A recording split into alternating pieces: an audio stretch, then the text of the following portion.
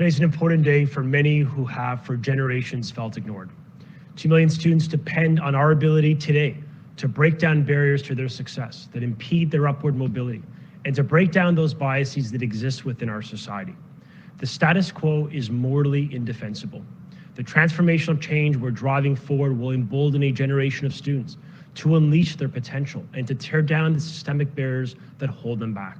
Nous allons libérer le plein potentiel de tous les élèves de l'Ontario. I have been moved by the stories of these kids and their parents. Whether they were told, they will amount to nothing.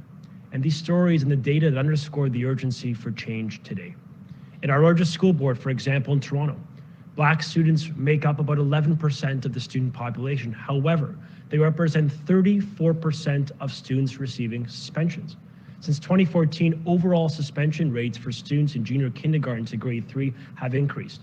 Over 40% of those suspensions were issued for discretionary reasons. We cannot allow this to continue. We're proposing to move forward in eliminating discretionary suspensions for students in kindergarten up to grade 3 starting this September. Now, of course, serious offenses would continue to face suspensions to keep staff and students safe. We're acting to ensure all young people can pursue ambitious career paths. Currently, students in grade 8, as the Premier noted, have to make a decision that affects their lives for decades. It's why our government is moving forward with the destreaming of Ontario curriculum, beginning with the grade 9 math curriculum in September of 2021. The facts are clear.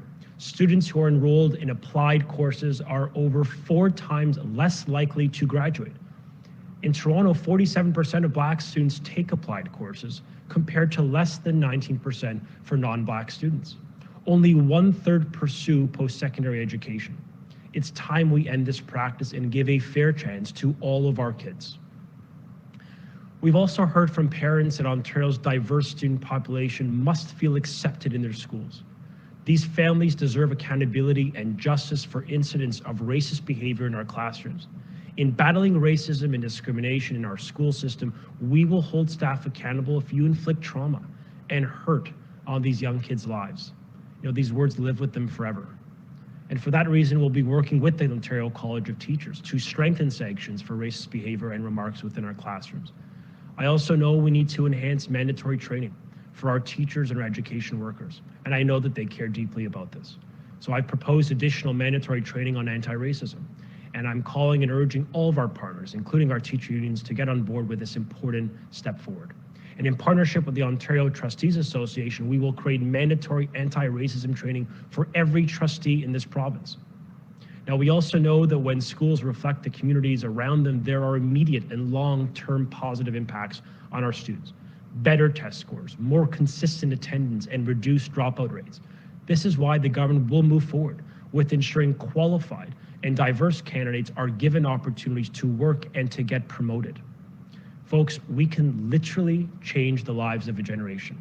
And our mission is to build a province where equality of opportunity is a reality, not an aspiration. This is the legacy that we will build together.